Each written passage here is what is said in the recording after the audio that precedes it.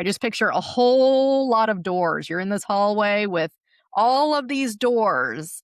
Some doors are for you, some Mhm. doors are not for you. So you have no business opening up and entering through doors that are not yours, they are someone else's.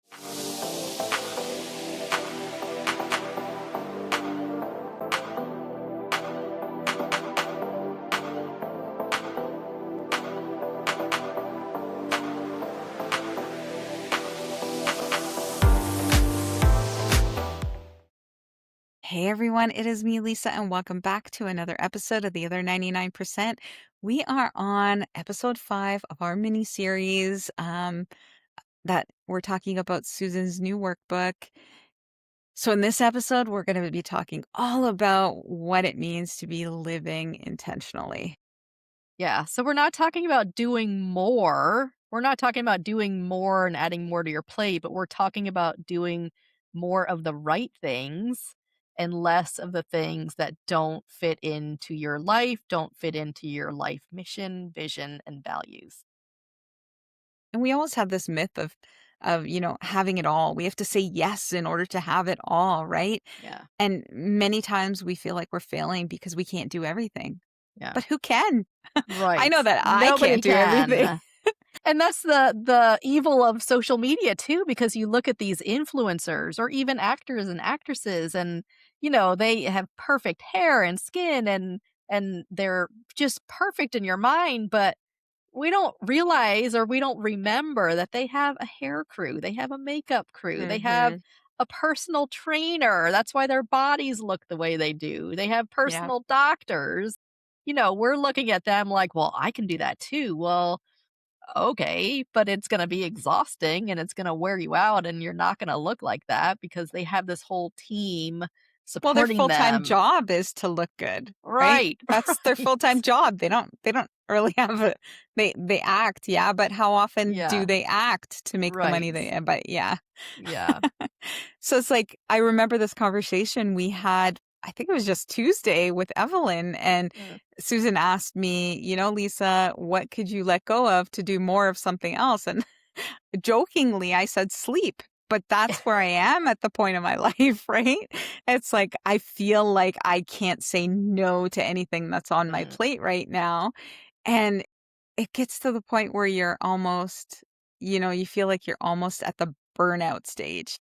yeah, And it's like, I know I just got to push through. I just got to push through because as soon as I get to this next tier, then I can say no to a few things. yeah. But yeah, it's hard. I It get is it. It's hard. hard. It's so hard, right? Yeah, yeah. So when we look at it, what does thriving actually look like for people, Susan?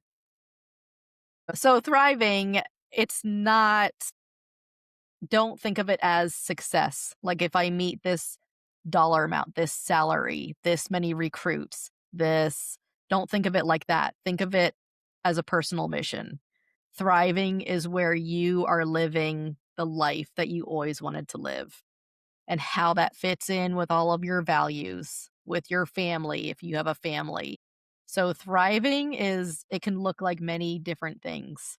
And I remember this just came to mind when I was a speech therapist, right when I had just started. So, I had gone through 6 years of school. My parents paid for my college. I know I'm very privileged and very thankful that they paid for that.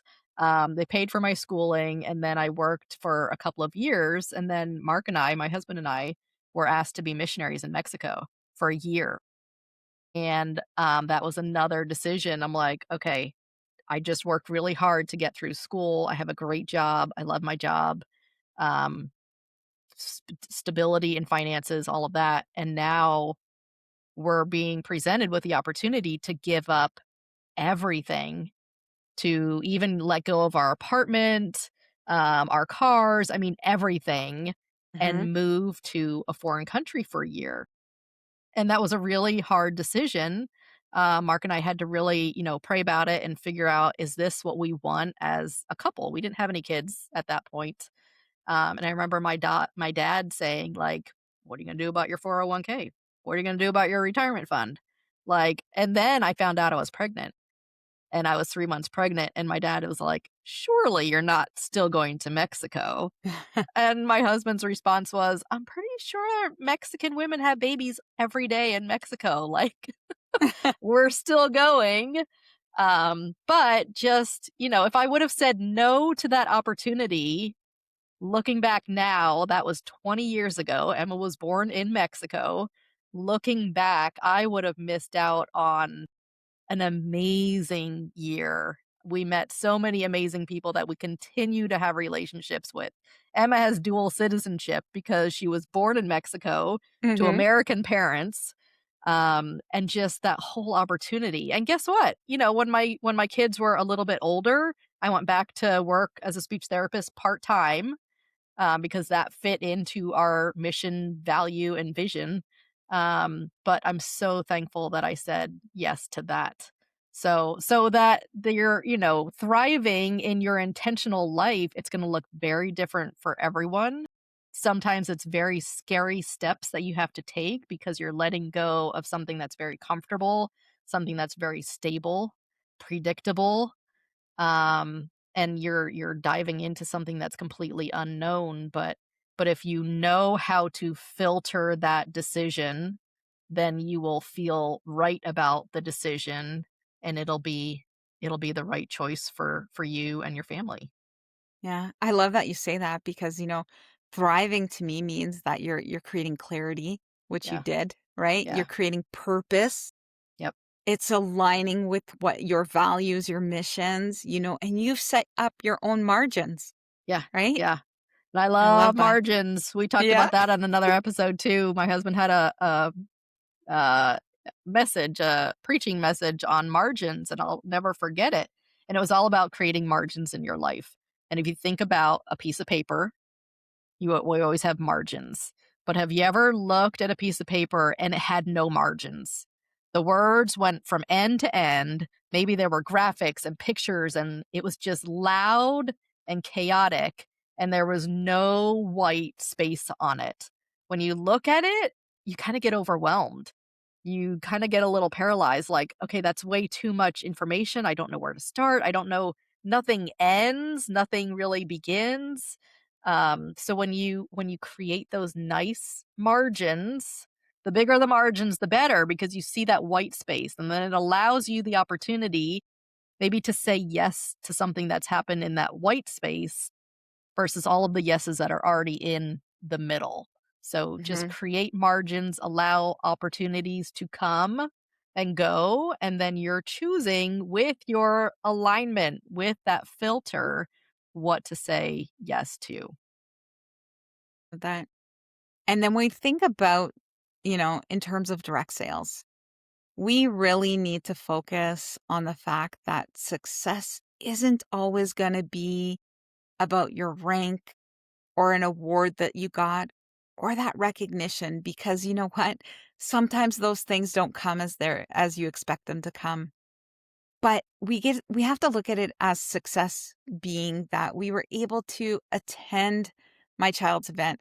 I look back and I'm so thankful for my direct sales career because it allowed me to take my kids to school every day and pick them up, Mhm, mhm, right? It protected that time because I remember when my kids were Jace, when my oldest was very young, I was working on the weekends and on the evenings. And it was like we had no family time together. mhm, And then I found direct sales when Wyatt was born, and it was, like, so freeing. It was like I had my family time back, which was great. I had the ability to take the weekend off. I wasn't going 8 hours a day to a weekend job so that my husband could be home with my kids and not have to send them to, daycare or a babysitter, right? mhm. And it was building the business that fit my life. Did we sacrifice on a couple things? Yeah, Yeah, absolutely. yeah. But I made the life that I wanted to make, which was so great, right? So just As think direct about that. sellers, though, sometimes we fill up those margins with the evening parties, with the Mhm, weekend vendor events. So you really have to that's why this filter is so important. If you value your family time, your kids are in school during the day. So family time mhm, happens in the evening and on weekends. So yeah, if that's your choice, You need to say no to some of those evening events, those weekend events, in order to say yes to your kids or your family or events that happen like, Thursday morning while your kids are in school anyway, or And I know. online events. Hey everyone, just a quick pause to thank today's sponsor, SynthShare. SynthShare is a social media scheduler designed for direct sellers and creators alike. It's your go to tool for planning, scheduling, and simplifying social media right from your phone. Built to take away the overwhelm, it lets you upload your own content, use a ready to share library, schedule across multiple platforms, or post on the go using the SynthShare keyboard. Want to learn more about SynthShare or grab a free 30-day trial? Visit lisadoc.com/SynthShare. Now back to the episode. Yeah, and I know that there's many groups that get together during the time the kids are at school because there's Absolutely. many other parents in the same situation, Yeah. right? Yeah. Maybe they have younger kids and they're having play dates. Maybe there's a group of parents that go for coffee. I used to do office parties all the time at lunchtime. Mm, Like, so that there's ways to work your business in different pockets of time. They don't always have to be the typical evening parties or weekend parties, right? And if I ever did weekend events, I usually did them all in one day. I would yeah. try to book a morning, an afternoon, and evening event. And then I knew that there was one day that I was out of the house. Mhm. Like, don't ask me for anything that day because I'm doing it all. But, Yeah. it was a way for me to protect my time. Yeah. And it's all Yeah. in seasons too. Hmm.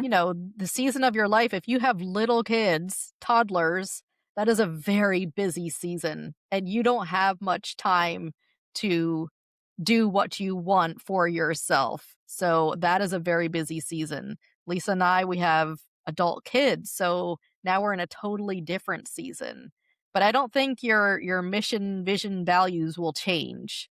Mm-mm. That will stay the same, but it's even more important what you say yes and what you say no to in those busy, busy seasons when you have those little kids and they need your attention. Hmm. So just think of everything as you're in a season. This is just a season. It's not forever. It's just temporary, maybe a couple of years, maybe a decade, but it's just a season. So, Susan, we hinted about your book, your workbook.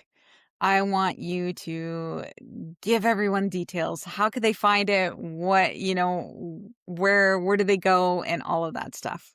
Yeah, so the workbook will be on susanlarimer.com. You'll see a link right there to get the workbook. Like I said, it is focused on those women who are so busy, they have no margins in their life. They are the yes people. They say yes to everything out of guilt because they don't know how to say no, because they think of those expectations. So, those women who can't say no and they're exhausted, they're frustrated. They have resentment. We talked about that word, and that word really resonates with me. That resentment is just such a negative. There's anger in there. There's guilt. It's just a bad feeling. So that's what this workbook is for. And it is a workbook that guides you through an audit of every role and responsibility that you have. Does it belong in your life? Should it go? Should it stay? And the way you answer those questions is by going through the filter and going through the workbook, and then you'll discover what your mission is, your life mission. Where do you want to be in the next 3 to 5 years? Your vision. How are you going to get there? And then the things that you value. Do you value family? Do you value traveling? Do you value making money? Whatever it is that you value, all of that's going to come together, give you a one-page summary so that when those opportunities come, someone presents you with a question or, will you do this? You can look and say, okay, this doesn't really fit in with my mission, or it does. The workbook even walks you through how to say no and why it's okay to say no. And then it just puts everything together so that the end, I mean, it was such a good experience for me putting it together because now when opportunities come, I don't feel guilty saying no because I know that when I say no, it's allowing the next person who's better for the job, who wants to do that job, it allows them the opportunity to say yes. So I just picture a whole lot of doors. You're in this hallway with all of these doors. Some doors are for you, some Mhm. doors are not for you. So you have no business opening up and entering through doors that are not yours. They are someone else's. Love that. All right. Well, everyone, I hope that you enjoyed this little mini series and that you got a lot out of it. We really enjoyed putting it together for you. And I'm excited for you to get your hands on Susan's workbook. Make sure you head over to susanlaraber.com and you can find the link there. We'll also drop our links in the bio so you could take a look at our sites and see what else we have to offer. Um, and if you think that someone else that you know might need to hear about this intentional workbook, then I want you to share these episodes with them. The biggest compliment that you could pay Susan and I is to share out our podcast because we want to grow in 2026 and we love for you to help us do that. So thank you again for joining us and we will see you again next week on another episode of The Other 99%. Take care, everyone. Bye-bye. That's a wrap for today's episode of The Other 99%. If you enjoyed today's conversation, be sure to like, share with a friend, leave a review, and subscribe so you never miss a new episode. We drop fresh content every Tuesday.